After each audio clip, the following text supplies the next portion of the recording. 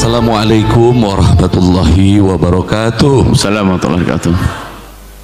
Al-Mukarram Buya Yahya yang kami sayangi karena Allah. Berjumpa langsung dengan Buya bergetar hati. Pertanyaannya seperti ini Buya, saya juga wali santri di sini. Putra saya di sini ingin mengabdi menjadi santri langsung dari Buya. Saya masukkan di program tafakuh. Pertanyaannya, kami melihat langsung apa yang Buya sampaikan.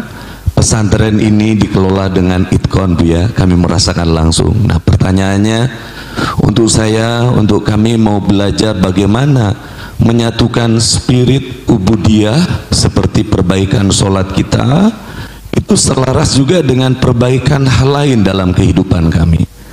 Jadi ketika kami memperbaiki sholat, bagaimana tersambung juga kemudian kami menjadi lebih baik kepada istri, lebih baik kepada tetangga, lebih berdedikasi dengan pekerjaan, ya, lebih profesional kami di dalam pekerjaan kami. Nah, kami melihat Buya sudah mencontohkan untuk umat seperti itu.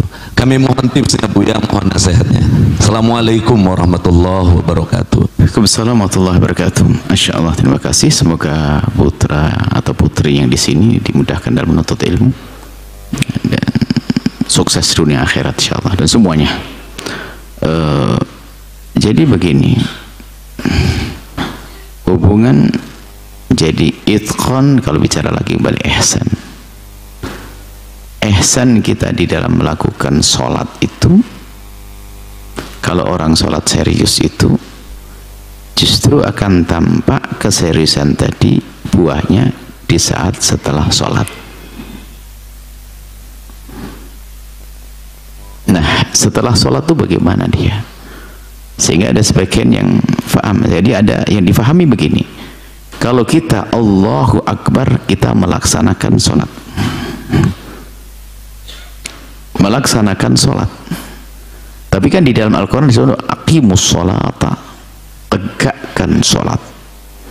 Makna tegak itu ada makna yang harus dipenuhi dengan pilar-pilarnya, sehingga setelah tegak harus ada manfaatnya, ada yang dirasakan. Jadi aqimu itu justru difahami oleh ahli ilmu adalah bukan di saat melakukan sholat. Kalau sholat adab sholat, jadi aqimu sholat itu lebih mengarah kepada apa yang kau lakukan setelah sholat yang merupakan itu buah daripada sholatmu. Maksudnya apa pengaruh dari sholat yang kau lakukan terhadap perilakumu di luar sholat, sehingga disebutkan Al-Quran kan tanha anil fahsya'i wal munkar, kekejian dan kemungkaran itu bukan di dalam sholat, di luar sholat. Sehingga ada orang melakukan sholat, kalau melakukan kekejian berarti sholatnya itu belum kebawa keluar, dia baru ada usolati, belum aqimus sholati, dia baru melaksanakan sholat tapi belum serius, belum itqan dalam menjalankan sholat. Maka di sini harus kita berusaha untuk membuat keseimbangan dong.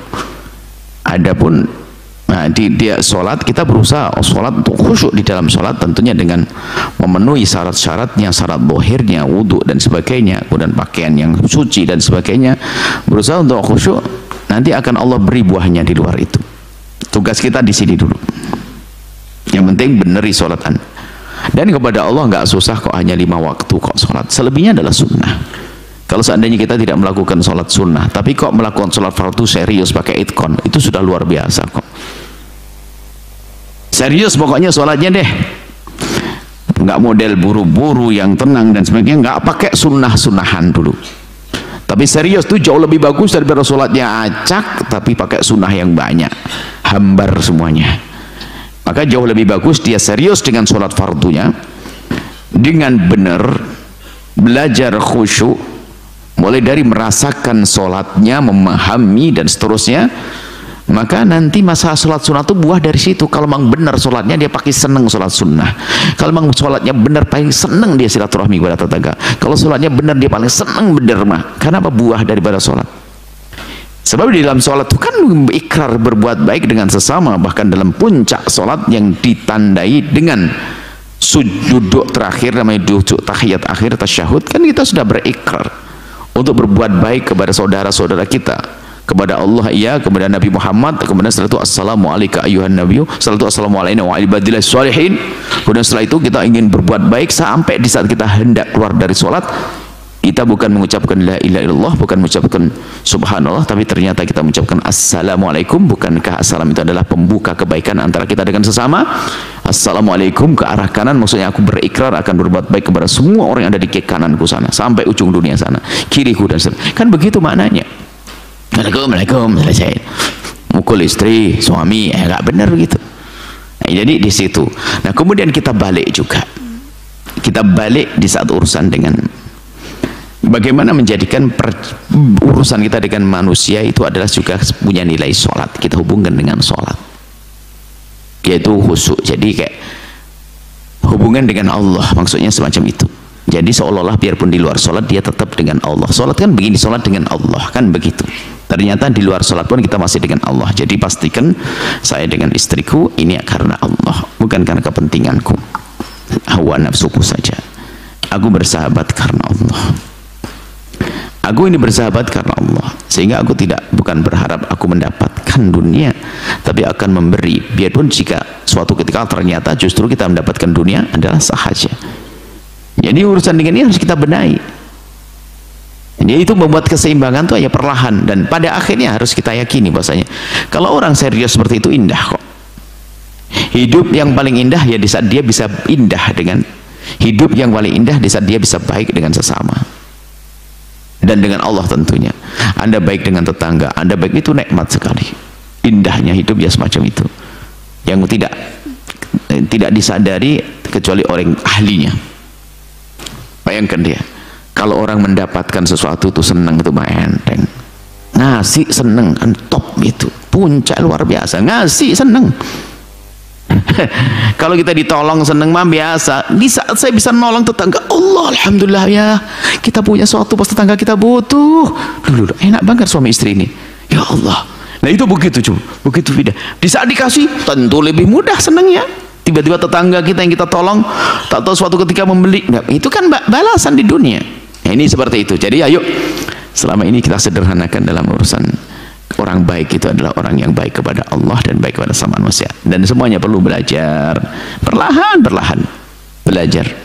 Kalau sudah putra di pondok, alhamdulillah syukur pada Allah.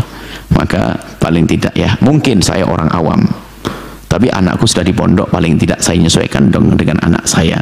Jadi tiba-tiba kita belajar dengan ayahnya, dan itu banyak kita temukan ibu-ibu yang sangat sederhana di rumahnya, anaknya belajar semakin pinter, ternyata diam-diam dia mencuri akhlak anaknya. Pinter ya, ibunya jadi baik karena dia merasa masa anakku begitu aku begini, masa anakku begitu aku begini. Ternyata itu baru sadar, dan dia bakal cepat pinter. Anaknya pun juga cepat pinter karena bangga dengan anaknya.